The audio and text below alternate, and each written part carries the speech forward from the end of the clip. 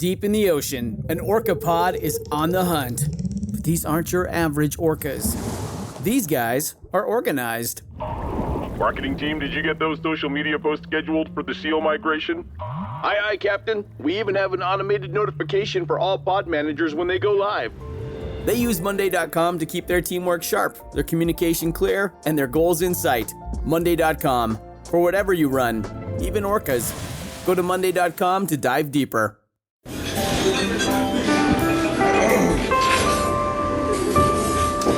Well, I don't see the point in waiting any longer, so let's bring her out. The star attraction, the one you came to see. Ladies and gentlemen, the one, the only, Miss Judy Gold.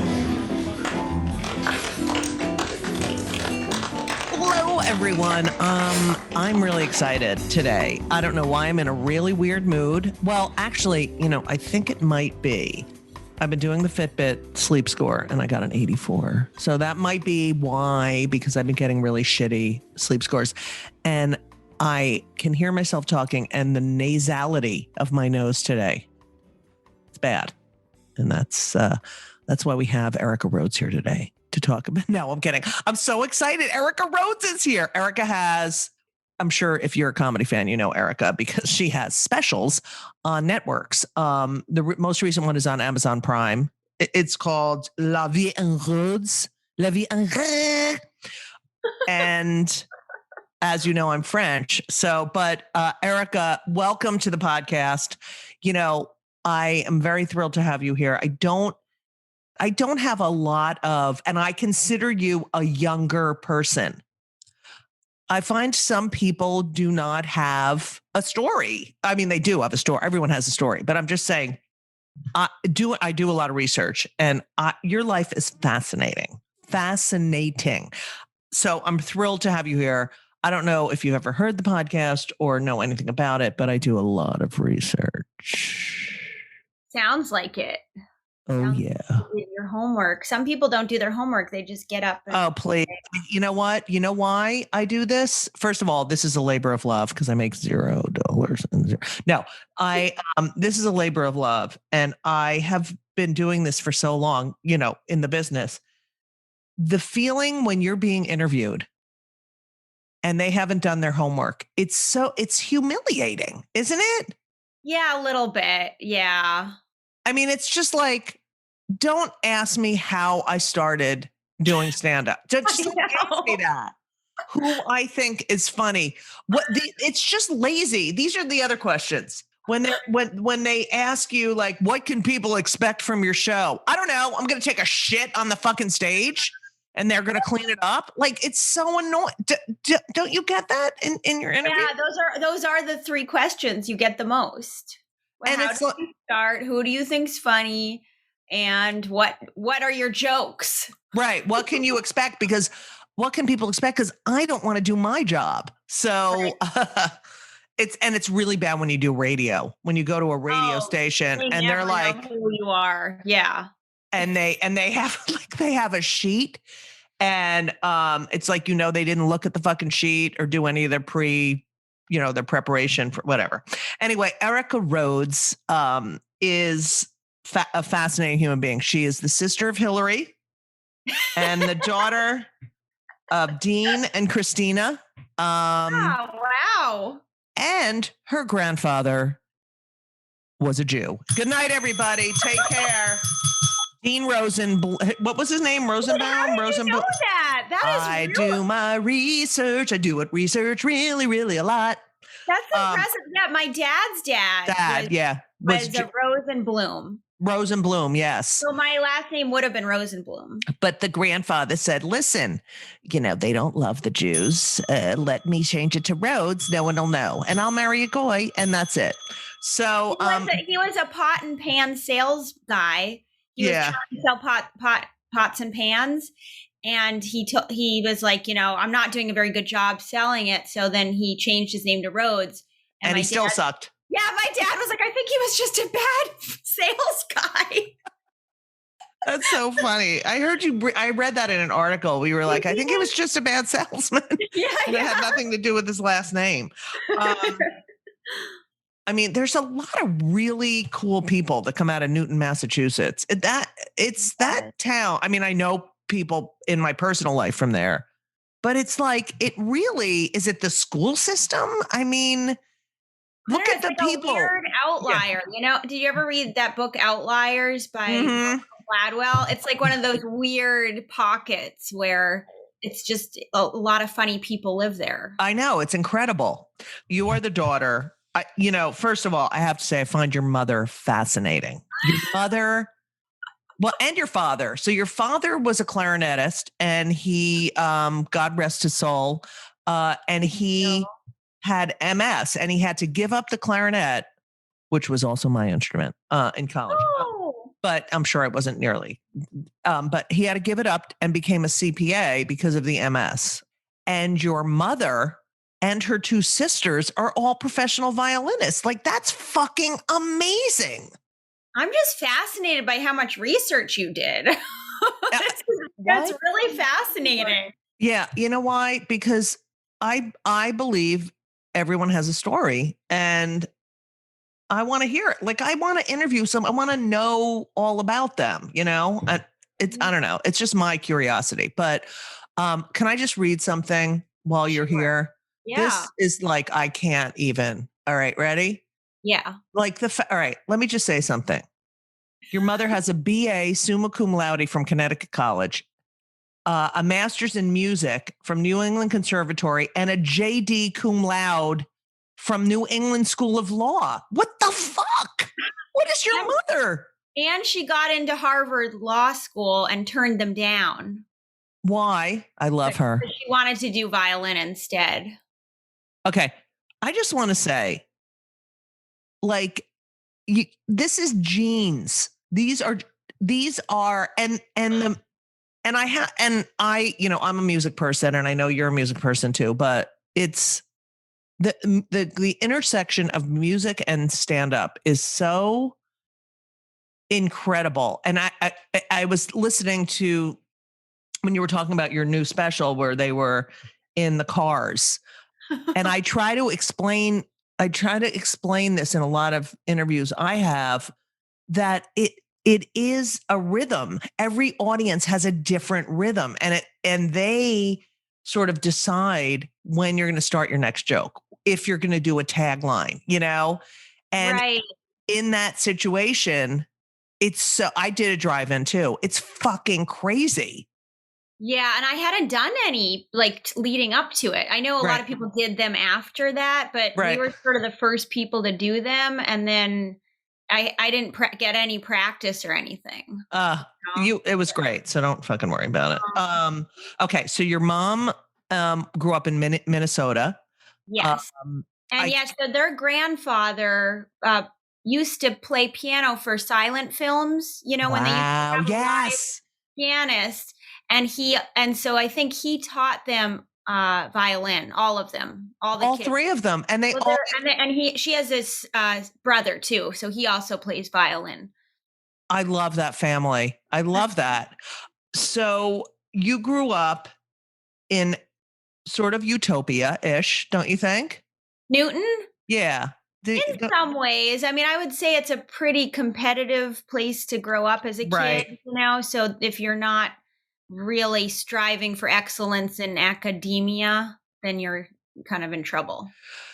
Your mother was still is a grammar mental patient, as am I. I can't. I was going to say, is that how you pronounce academia? Yeah. It sounded weird. No, that was right. You were right. But I mean, I hate it too. And you said you've gotten to that point now where you can't. My ear is like, ouch, It's so weird. And I'm like, really?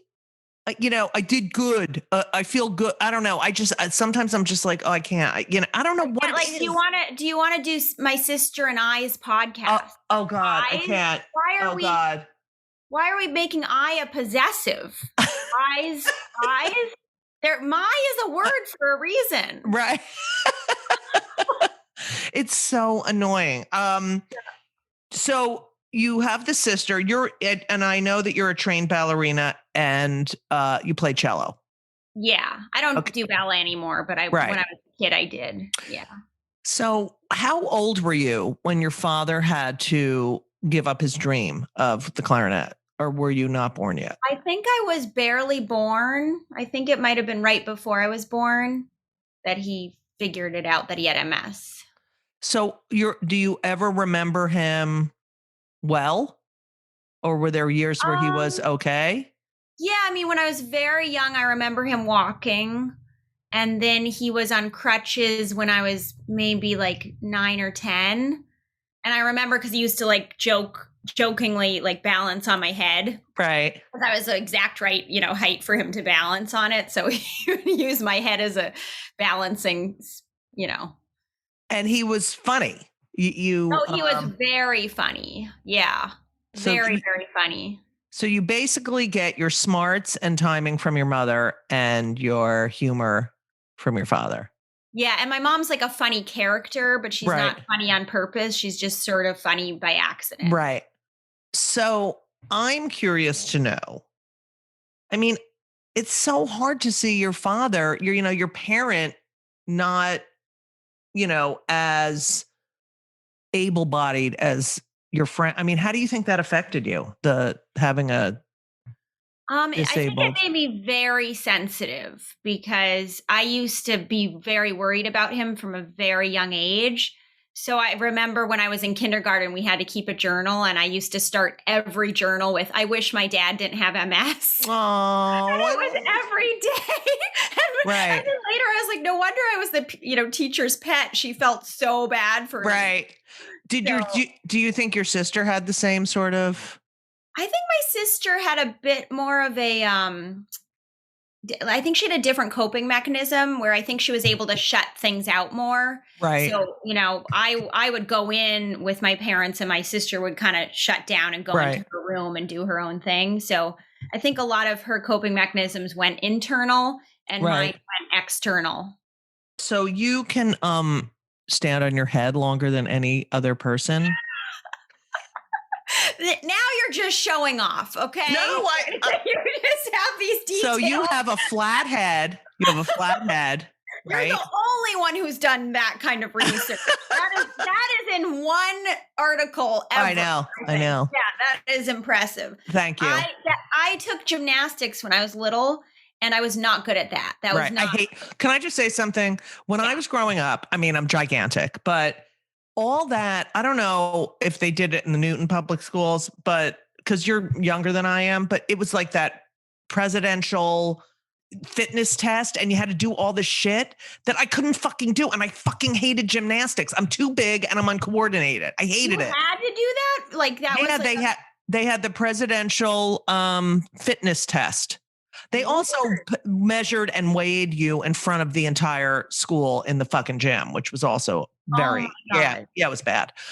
So you took gymnastics and and I was scared of everything. I was scared to I wasn't good at cartwheels and flips and things like that.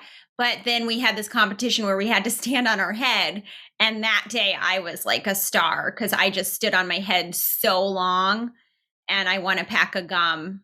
And that's great. I think I can retire now from gymnastics. You want a pack of gum? Yeah, I want a Hilarious. pack of gum. Oh, that is crazy. So as a kid, before you get this gig with Garrison Keillor, is everything just normal?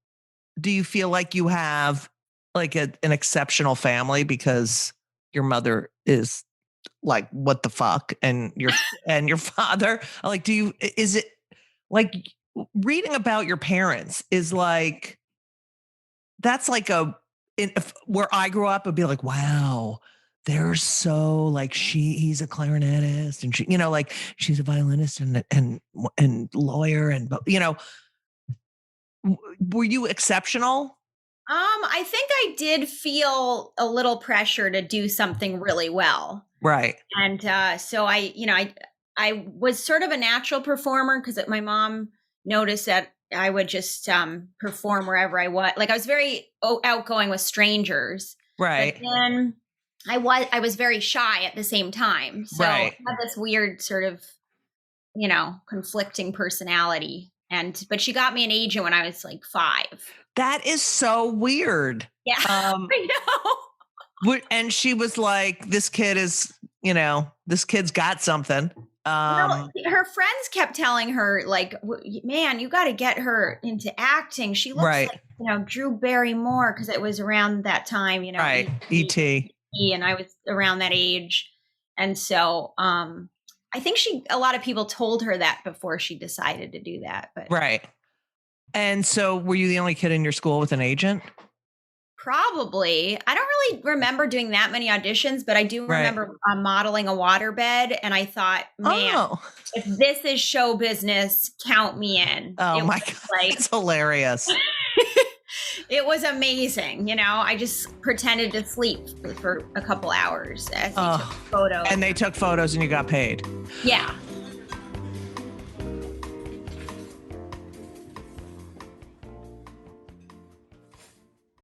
This episode is brought to you by Progressive Insurance. Fiscally responsible, financial geniuses, monetary magicians.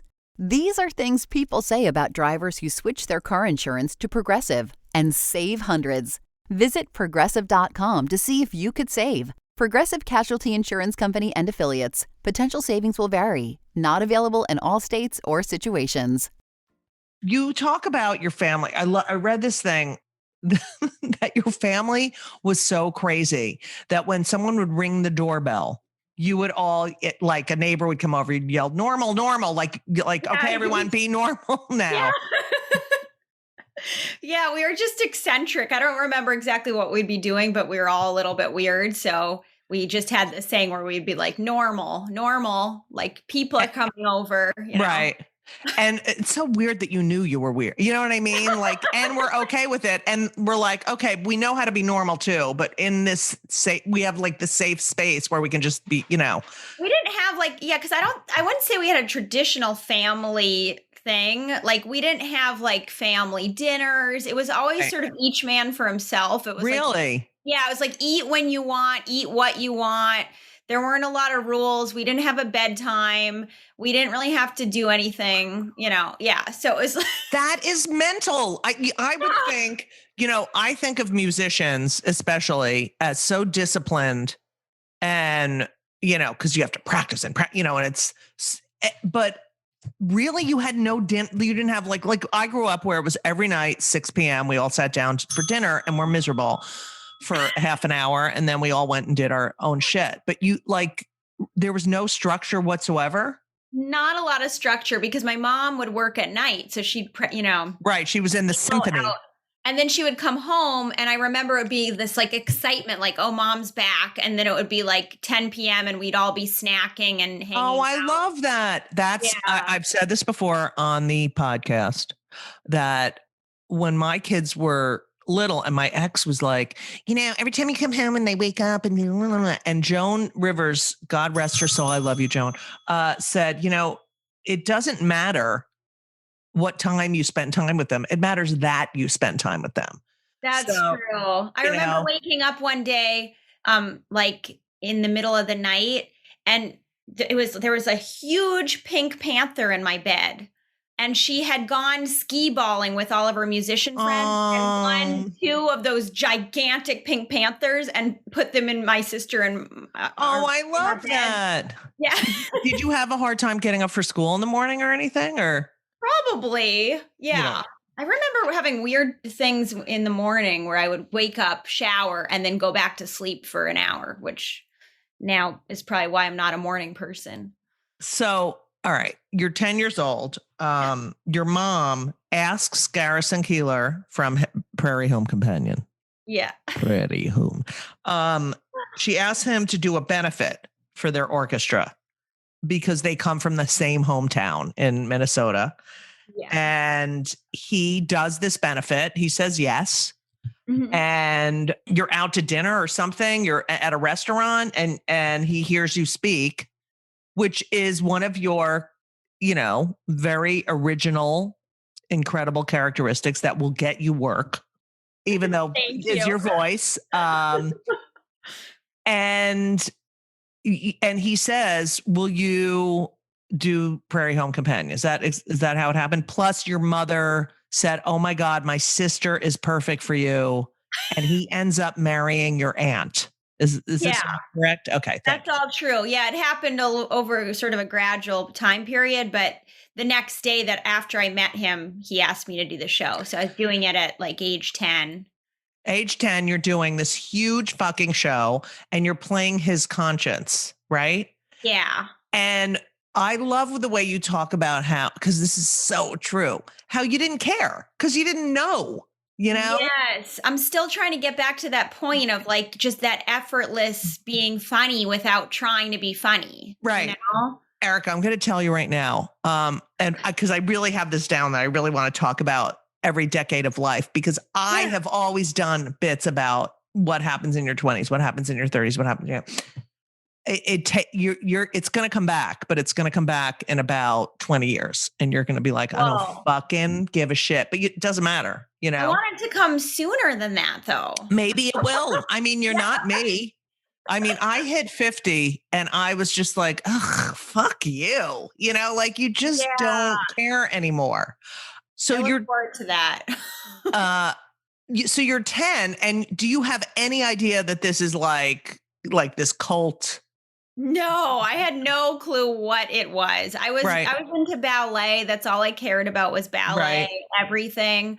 And, you know, I wasn't scared of live audiences. So I don't remember feeling nervous or anything. I just remember they had to give me this box to stand on because the microphone was too high for me. Right. I never had to do that. Even at my bat mitzvah, let me tell you something. Every kid at their bar and bat mitzvah had to stand on a thing on the bima. And this is the Jew bell, by the way. So what is that? It's the Jew bell. Oh, like you're being Jewish. No, like anything. If we talk about anything remotely Jewish, they get it ring. Okay. So I'm standing on the bima like your father. Right. Okay. Yeah. So I'm standing on the bima and I'm taller than the rabbi. I was like, yeah. So you had to stand on the box and just do this thing. And then what happened afterwards? Were your parents there? Like, was it like, no, my aunt was there because he was dating my aunt. So she was with me. And then I met Allison Janney too, because she was and Meryl Streep. Wait, Allison Janney, Meryl Streep, and Martin Sheen. So what happened? The first show was Allison Janney, and you know, kids don't know. Well, she wasn't famous yet, but kids also don't know who anyone is. But I got a very good vibe from her as a kid. I thought she was really cool. Oh, she is the coolest. Yeah, I thought she was the best. When you met Meryl Streep, did you know? Oh my God, this is Meryl Streep. Yeah, because I was in my 20s by then. Okay. Can we, we're not even there yet on my list of things we're talking about. Okay. What the fuck? Like I met her once when I did Shakespeare in the Park, and it's like, and she's tiny. She's fucking tiny. Yeah. And just exactly what you would think, right? She was really nice. She was very nervous because she wasn't really used to live radio. Right. You know, and you don't get to do a second take or anything. Right. And Garrison edits on the fly. So he edits like an hour before the show, and then he edits during the show. Right. So she was freaking out because he had made all these cuts and edits, and she's like, I don't know what to do. He's editing everything. Isn't it funny? Isn't it funny how, you know, because we're comics, we do that in our head the entire time we're on stage. You know, you're standing there, you're like, oh, they didn't get that, so they're not going to get this. Sometimes I'm like, you don't deserve this next joke, so I'm not even fucking telling. You know, like I don't want to tell you this joke. I don't know what it is, but it's funny that these like mega stars, that is the scariest thing for them, not having a script. Yeah, she really wanted to, you know, be very prepared. Right. But she was just a little nervous, but really sweet. She was. Oh my God. And what about Martin Sheen? Really nice. Yeah, I did it twice with Martin Sheen. So I, you know, talked to him a little more than Meryl Streep. But. I can't believe your fucking life. All right. So anyway, you're doing whatchamacall. Oh, and Garrison came to see you in the Nutcracker, I read. Yeah, that was when he met me. Right. Yeah, for the first as time. A ballerina. Now you also, I read, went to music camp in Maine. Is that correct? Yeah. Yeah. That's right. With a rabbi. Thank you. What was the name? I went to music camp too. What was the name of your music camp? It was called New England Music Camp. Oh, and did you enjoy it? I loved it. And I wanted to go to water camp that year. I had decided I'm going to water camp. And my mom humored me and she said, okay, let's talk about water camp. And she even had the guy come over and talk about water camp. And then afterwards, my mom said, but honey, can you swim?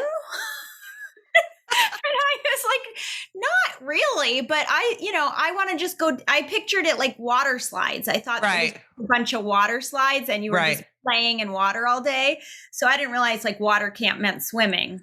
Do you think she planned that whole fucking thing out? Probably. Yeah. I love her. Yeah. Okay. And then she's like, what about music camp? So I went to music camp.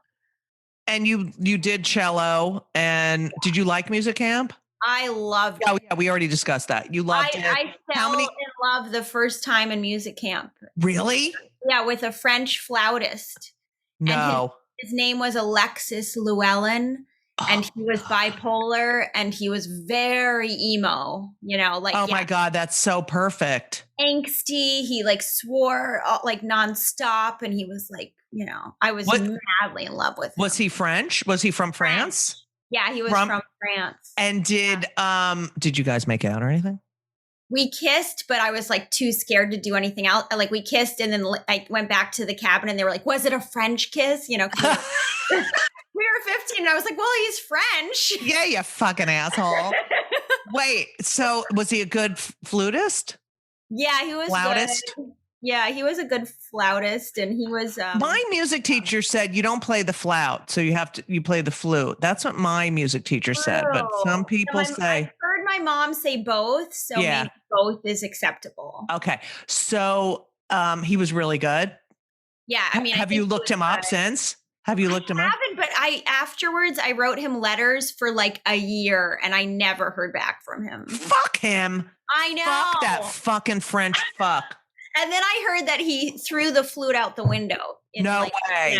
A moment of rage. Yeah. Oh, I hate him. He can go fuck himself. But I was in love, man.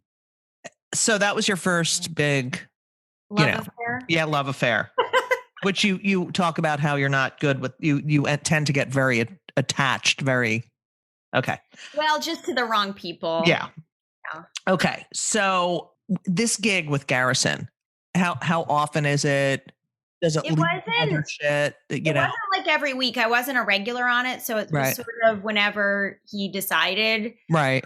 So I think when I was 10, I did it a bunch of times, and then a couple of years might have gone by, and then I did it a few more times, and so it was sort of random. Did you fly to Minnesota to do it? It was all over the country, so I think I did it in at Tanglewood and Massachusetts a couple times, and then I did Minnesota. We once did a tour, so we did like Southern tour. That's so fun. Did your who came with you? Your aunt? I think my aunt, yeah. Wow, that's fun. Yeah. And then was your sister jealous?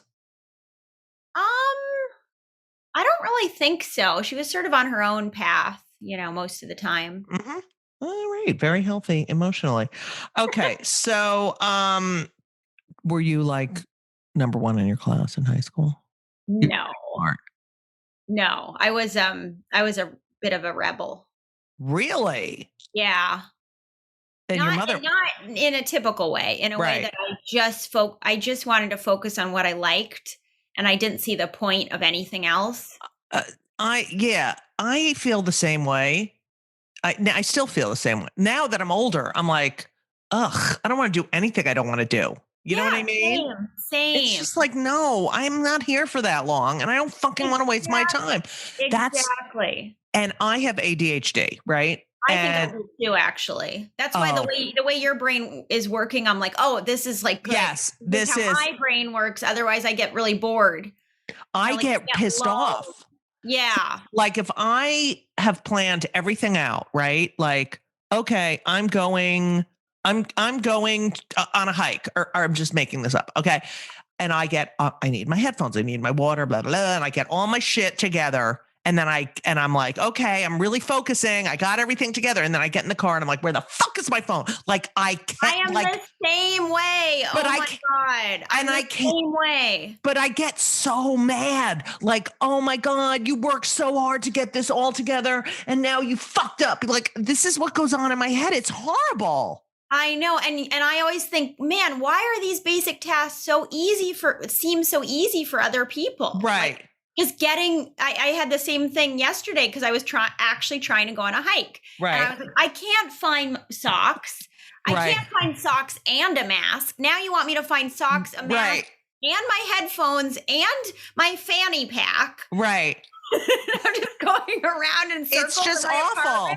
Like trying to find everything. What about when you think you're done? And then it's like, nope, sorry, you still got a blank. And you're like, no, I thought I was done. I have the same. Yeah. Every day I have that. Yeah. Oh, you might have ADHD. Welcome to the club. And I have been diagnosed with it. Oh, there you go. I get mad. I really wish I didn't get mad. But it's like, as I get older, I'm just like, I just don't want this anymore. You know what I mean? Something for it, or do you just, I do.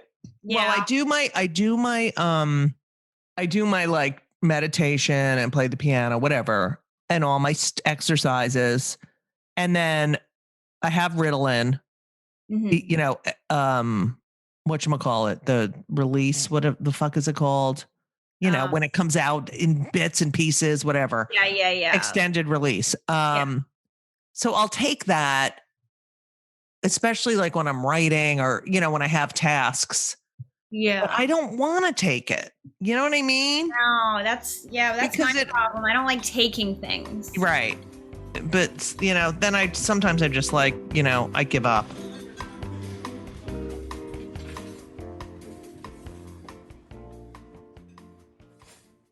This week's episode of It's Judy Show with Judy Gold is sponsored by BetterHelp. And if you know me, which I think you do because you're listening to my podcast right now, you know that I am a big advocate for therapy. I think it benefits everyone. I think there's so many people who need it, who don't partake. It is so important for your emotional health and well-being. Therapy is fantastic. It is in every stretch of the imagination. And if you're thinking of starting therapy, please do it. But please give BetterHelp a try. It is entirely online. It's designed to be convenient. It's flexible. It suits your schedule. You fill out a brief questionnaire to get matched with a licensed therapist, and you can switch therapists anytime for no additional charge. I have switched therapists in my life. I've had many, many therapists, and sometimes it's not a great fit for you, but don't give up. Therapy is beneficial. You can learn about yourself. You can process and just be emotionally healthy. I'm telling you, do it. BetterHelp is great because, when I used to schlep to my therapist's office, it was so annoying. You have to do it and you sit there and you wait. And then I'm telling you, doing it online is fantastic. And BetterHelp is amazing. I know a lot of people who've used it. So if you're thinking about therapy, go to BetterHelp.com. Let the gratitude flow. This is Gratitude Month, people. So you need to let the gratitude flow with BetterHelp. Visit BetterHelp.com/JudyGold, JudyGold, today, and you will get 10% off your first month. That's BetterHelp, HELP.com/JudyGold. You're welcome. So you went to the Boston University of Fine Arts for a year. And then you dropped out. Were your parents like fuck, shit, ass, cock, vagina? Probably, yeah. They didn't say it in those words, but right. They were probably thinking it. They sat me down, and my dad was actually really cool about it. And he's like, we thought about it, and we realized that, sometimes the bird needs to fly from the nest. And oh my God, I love Dean. Yeah, he was cool. And yeah. But the thing is, I met a guy and I fell in love with him, and he was in New York. And so do you think that was really what it was? Oh, totally. Yeah, totally. I mean, I think it was a combination because I was failing music theory. I love music theory. Yeah. You do? Yes. I don't know why. I love music theory and music history. I could not do it. Yeah, it's hard. I learned everything by ear. So music theory was like, I can't wrap my mind around it. It's like math, you know? Right. So I was failing that and I had a scholarship. So I was going to lose my scholarship because I was failing music theory. So they sat you down and... So they sat me down. They said they were okay with my decision. But do you think your mother really was okay with it? Probably not. Okay. Yeah, probably not.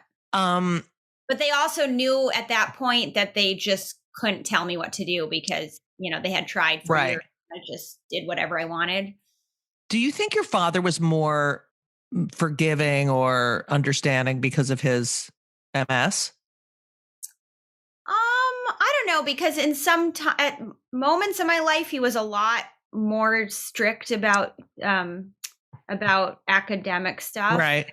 My mom was more lenient. Right. They sort of ping-ponged back and forth. Right. So you then you move to New York, and you go to the Atlantic Theater Conservatory. Yes. After I had a year actually where I just played my cello all year. Where'd you play? Well, I took lessons from just a private teacher, and he was like an excellent teacher. And right. So I just would go to his house and learn, and then, and you know, that was it. Did you work? I don't know what I did. I would have a job and then I'd get fired. You know, like I waitressed a couple times. Oh my God, that's funny. Fired every time. So you're like 19 years old at this point, or yeah, and you're just going to cello. It's like you're a Torah scholar. It's like the people on Shtisel that sit in the fucking, you know, studying the Torah all day long. So you're playing. I was living in this brownstone apartment with two roommates who were in their 30s, and they were from Austria. And I thought they were so cool. And then I was around the corner from my boyfriend's apartment, and I would just go see him every night. But he was working during the day at a recording studio. How old was your boyfriend? He was 24. Where did you meet him? I met him ushering at Symphony Hall because it was like my first job. Right. And I was a cello major, and he was a guitar major at Berkeley. Right. So we just hit it off, and I fell in love with him. Okay. And are your parents visiting you? Like, you know, Erica, what is going on here? You're playing the cello. You can't keep a job. Who are these two women you're living with? And what's with this guy? He's too old for you. Was it any of that? I don't remember any of that. I just remember, well, Erica's going to go to New York now. And I don't know. I love that free spirit. Okay. How did you get into the Atlantic Theater Conservatory? So I took some acting classes privately, or not privately, at a smaller school. And then I auditioned for Atlantic Theater Conservatory, and I don't know how competitive it really was. Right. I got in to that. What are your Dear Diary scripts that I love so much?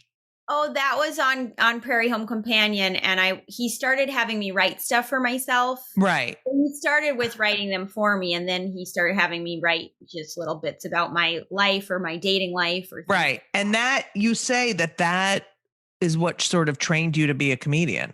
I think so, because it was autobiographical, you know, right. It was personal, and it wasn't really trying to like be jokes exactly, but right. It was me standing at a mic. You know, I know, but I love that. So, yeah. So you have the Dear Diary scripts where you feel, you know, free. You're playing the cello, and then you go and you're taking acting classes.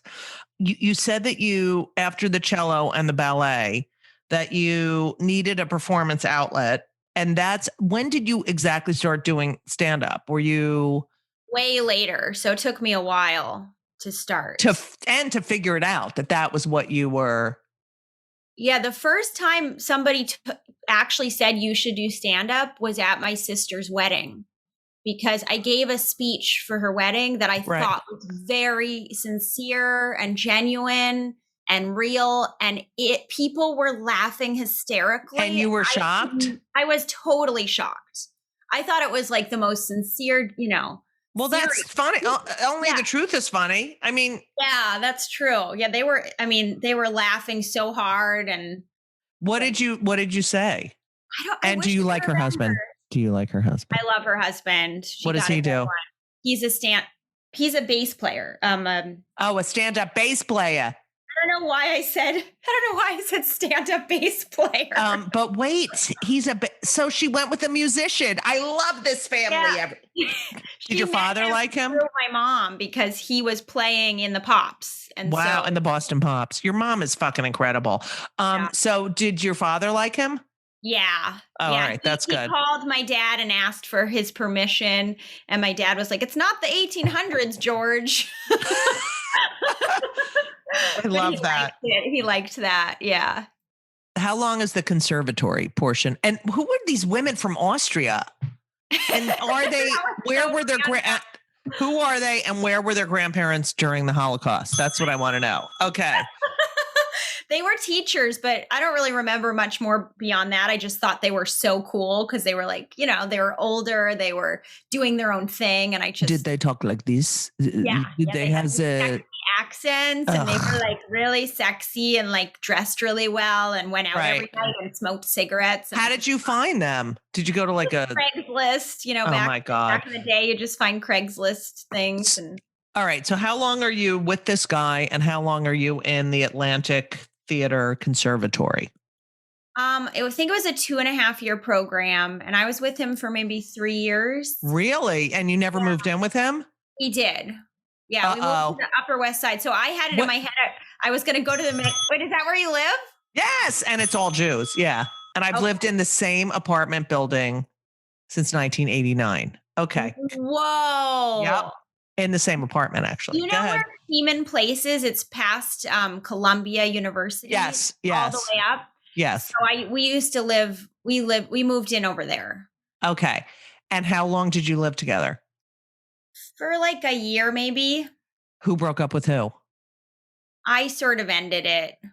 Yeah. See, the fact that you like fall madly in love quickly, and the fact that you're able to end it, like, how did you end it? I think it was an age thing. I think it was, I just felt too young. Like, he was probably the best guy I've dated. Right. And we're still really good friends. And he's a good person and funny and like creative. He's a documentary filmmaker. And yeah, is he married now? He is. He got married, he got divorced, and now he's with someone. I don't know if they officially. Okay, and he's not good for you. I don't want him to. Too many relationships. So was that hard for you? That's a big thing to break up and move. Did you move out? I moved out. Yeah. I was going through a phase of just, I was sort of a loose cannon, like doing whatever I wanted whenever I decided to do it. So, yeah. So I moved out, but then we were kind of still seeing each other, but then I met some other boy and I was really into him. So and is that person still in your life as well? No. Okay, great. Okay. The last time I saw him, I was using his printer before I moved to LA. I was like, can I use your printer? And I used his printer, and that was the end of that. Thanks a lot. It. And he was like, can you do it? Can you hurry up? I've got work in the morning. And that was it. That was it. Yeah. Okay, that's great. So, do you start auditioning? Do you have an agent? Like, how does this whole, I know that you had you say that you bombed in an audition for Parks and Rec, but they say you actually didn't bomb. But what's your life like now? You're going to this conservatory. Is it full time? Yeah, that was full time, and I loved it. I loved everything about it. I felt like I found my place. I found my people. I loved the way they taught acting there, because it wasn't super self-indulgent. It wasn't like all the feely, animal stuff. It was just like, David Mamet's school. So so you just say the words, say the words, stand there and say the words, and that's it, So I kind of like my friend Karen Kohlhaas taught there. She was my teacher. Oh, she was? I love Karen. Oh my God. So Karen really was like obsessed with getting my voice lower. You know? Really? Yeah, I'm going to talk to her. She had me do St. Joan, you know. Right. Like a man. She was like, just do the whole thing. No way. Did you do it? I did. And I was sobbing. Like it got, you know, to my emotional center and I was like, sobbing. And she was an amazing teacher. And we still, you know, message back and forth once in a while. Oh my God. So I did 25 Questions for a Jewish Mother, which was my first off-Broadway show. And she directed it. Ding dong. And we've been friends ever since. And we just did it at the Cherry Lane in 2019. And she came back to direct it too. She's great. I love her. She was one of my favorite all-time teachers. She's hilarious. She's hilarious. Yeah. She's just, and she had this sort of quiet way of teaching where you just lean in and you're like, what are you going to say? You know? Right. Yeah, she's great. Oh, that's so cool. Will you tell her hi? I will. She just texted me yesterday or the day before. Can you audition because a lot of places you can't audition while you're still at the conservatory. Is that correct? Yeah, I don't remember auditioning outside for anything. Right. Until I was done. Okay, so you're done. Do you get an agent? Are you still doing Prairie Home? What the fuck is going on? You've now gone from music school, then you move to New York and live with two Nazis. And then you move in with your boyfriend. And now what's going on? So I auditioned for a few things. I did some off Broadway theater. What'd you do? I did a show about the kidnapping of, what was her name? Who is that? Elizabeth Smart. Oh, right. Yeah. Did you play Elizabeth Smart? I did. Wow. Yeah. And did not get the best reviews. But did you do a lot of research on Elizabeth Smart? Yeah, at the time I did. Yeah. And? I don't remember anything. Like, I can't believe that fucking family because the father called the fucking head of the Mormon church before he called the police. Whoa. Yes. Remember that. I'm telling you, like people who are so overly religious are mental. Okay. So, okay, you did that. You did the off-Broadway thing. Did your parents come in and like, that's my daughter. She's playing my daughter's the lead. She's playing Elizabeth Smart. But none of that? I don't think so. I think my aunt came. I love your aunt. Do you feel like you're closer to your aunt than you are to your mother? No, but we have different relationships. All right. Yeah. And then are you close with her daughter? My cousin? aunt. Yes. Yeah. Okay. All right. Go ahead. Maya. She's really sweet. This was before I actually did acting school. I did 200 performances of Ramona Quimby as the children theater. Oh yeah. Tour. Yeah. So I did a children's theater tour for like a year before I did the acting conservatory. Okay. And are people saying to you like, okay, so my entire career, you're too tall, you're too loud, you're too Jewish, you're too everything. Are they constantly on your case about your voice?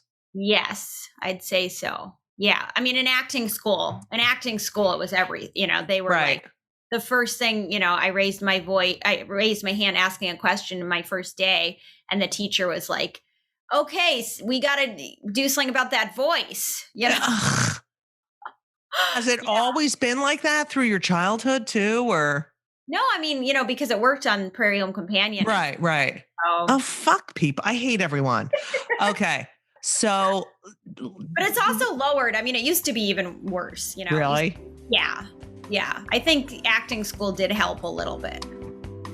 Thanks so much for listening to part 1 of Kill Me Now with the adorable Erica Rhodes. Now, Kill Me Now is produced by Laura Vogel, edited by Colin Schmaling. This podcast would not be possible without the help of the incredible Brittany Jo Sowards. Please subscribe, leave a review, 5 stars, please. It helps more people find this amazing podcast, and I'm really proud of it. It's a labor of love, and I am so appreciative that you listen because I love doing it. It's not like I make a lot of money from this. Okay, let's start right there. I make no money, but I love it. And I love people's stories, and that's why I do it. So look, go subscribe and leave a review. and it better be positive. If you haven't purchased my book, yes, I can say that when they come for the comedians, we're all in trouble. You're in trouble, okay? Because it's ridiculous. You listen to my podcast and you didn't buy my book? Okay. So that's that. I'm also, if you get Hulu, please watch Hysterical. It's an incredible documentary. It came out a few weeks ago, 3 weeks ago, I think, about what it's like to be a woman in the stand-up comedy industry, a female comic. It's really great, and I'm so proud to be in it. And you'll recognize a lot of the people in there because they've been on my show here called Kill Me Now. So there you go. Go to my website, judygold.com. There's links for my book. There's information about me. Follow me on Twitter and Instagram for all upcoming virtual, live. Hopefully I won't be doing a lot of virtual events because I can't fucking take it anymore. Even though I do like the not traveling. But follow me on Twitter and Instagram at Judy Gold, JEWDYGOLD. You know, like Jew because I'm a Jew, because I'm Jewish. You know, I think you'll enjoy my inner thoughts that I share with everyone. And I can't thank you all enough for listening and supporting my podcast. We're almost at 300 episodes. I can't fucking believe it. And it's all because of you and me. And I love you all. So wear a mask. Not outside. But just get vaccinated. Seriously. I mean, what the fuck? You know what I'm saying? And thank you again for listening. And as we always say, so long. Don't forget to tune in next week to Just Kill Me Now. It's Just Kill Me. Oh. Don't forget to turn for part 2 on Just Kill Me.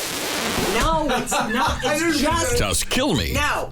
Judy Gold's Just Kill Me. Kill Me Now. Just Kill Me Now.